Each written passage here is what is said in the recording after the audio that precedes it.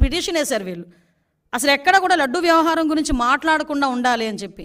అంటే వీళ్ళు చేసిన పొరపాటు తెలిసిపోతుంది అని చెప్పి ఎంత దారుణంగా మాట్లాడుతున్నారో మనకు అర్థమవుతుంది.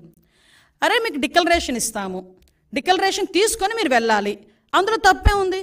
ఎందుకు ఈరోజు మీరు తెలుసు, ప్రతి ఒక్క ప్రపంచం మొత్తానికి మీ ఫ్యామిలీ క్రిస్టియన్ ఫ్యామిలీ అనే సంగతి తెలుసు.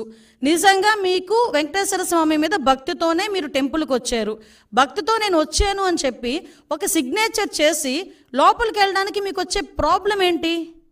ఆ డిక్లరేషన్ మీద మీరు అంత రాద్ధాంతం చేయాల్సిన అవసరం ఏమొచ్చింది? ఆ డిక్లరేషన్ మీద సంతకం పెట్టడానికి ఇష్టం లేక గొడవలు సృష్టిస్తారట, టమోటాలు ఇసురుతారట, గుడ్లు ఇసురుతారట, అలాగట ఇలాగట అని ఆ ఎక్స్ చైర్మన్ కరుణాకర్ రెడ్డి వీళ్ళందరూ కూడా టీవీలో దగ్గరికి వచ్చి మాట్లాడటం. అంటే వాళ్ళే ఒకవేళ నిజంగా వచ్చినా వాళ్ళే అవి కూడా చేయించుకొని మన గులకరాయి టైపు కోడికెత్తి టైపు చేయించుకొని తిరిగి జనాల మీదకి వెళ్ళే పరిస్థితి కూడా ఉంటుంది.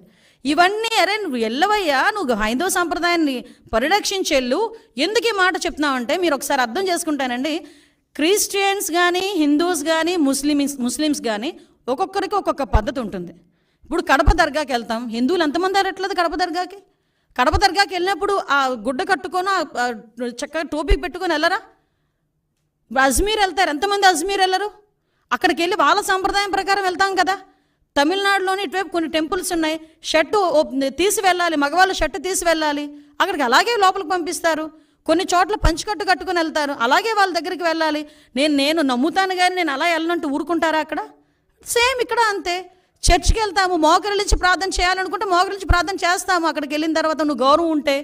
అలాగే ఇక్కడ కూడా గౌరవించి ఒక డిక్లరేషన్ మీద సంతకం పెట్టి వెళ్ళవయ్యా అన్నాం. దానికి పెద్ద రాద్ధాంతం చేసి దానికి దళితుల్ని కనెక్ట్ చేశాడు. అంటే అతను చేసిన పొరపాటుని కులమతాల మధ్య విద్వేషాలు రెచ్చగొట్టడానికి ఏ రకంగా మాట్లాడుతున్నాడు. నాకే ఈ పరిస్థితి ఉంటే దళితులకి ఏ పరిస్థితి ఉంటే? అసలు దళితులు అన్న పదం నోట్లోంచి రావడానికి నీకు అర్హత లేదయ్యా.